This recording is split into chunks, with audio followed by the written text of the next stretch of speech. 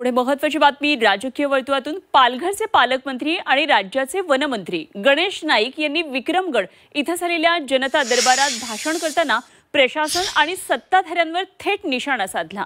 विशेष म्हणजे भ्रष्टाचारावर टीका करताना गणेश नाईक यांनी सरकारलाच घरचा आहेर दिलाय। राज्यात एकीकडे पूरग्रस्तांना मदतीच्या पॅकेजची घोषणा केल्यानंतर मुख्यमंत्री, उपमुख्यमंत्री आणि विविध जिल्ह्याचे पालकमंत्री पूरग्रस्त भागाच्या पाहणी दौऱ्यावर आहेत। दरम्यान मंत्री नाईक यांनी केलेल्या या वक्तव्यानं आता चर्चेला उधाण आलंय।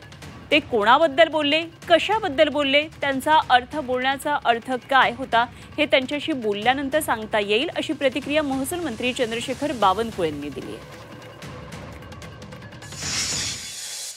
जर आमच्या नेत्याच्या विरुद्ध आपण युती धर्म न पाळता काही लोक जर बोलत असतील तर आमच्यातला छोटा कार्यकर्ता सुद्धा एक संयमाकरता लिमिट आहे।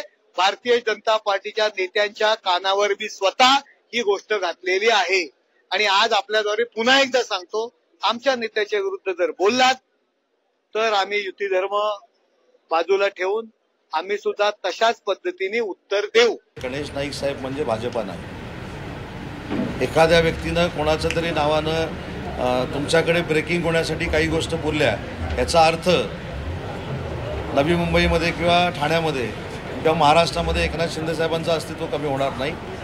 आज एकनाथ शिंदे साहेबांमध्ये जे धाडस होतं, एकनाथ शिंदे साहेबांमध्ये जी जिद्द होती, त्यामुळेच 3 वर्षापूर्वीचा उठाव झाला। हे भान प्रत्येकाला असलं पाहिजे। जिल्ह्यामध्ये माझ्या रेंजचा एकही राजकारणी शिल्लक राहिलेला नाही। गणेश नाईकने जनतेच्या बरोबर काम केलं, जनतेचं प्रेम मिळालं।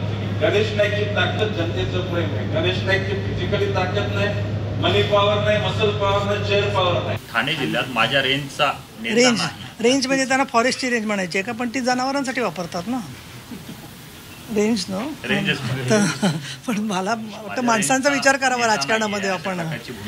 गणेश नाईक अतिशय सिनियर नेते आहेत, त्यांचं एखादं वाक्य बाजूला काढून आपण त्याच्याबद्दल काहीतरी गैरसमज पसरवणं मला योग्य वाटत नाही आहे। त्याच्यामध्ये गणेश नाईक भेटले तर मी त्यांच्याशी नक्की बोलीन, पण ते माझ्याशी या विषयावर काही बोलणारच नाहीत। त्याच्यामुळे तुम्ही लक्ष वेधलं त्याबद्दल ठीक आहे।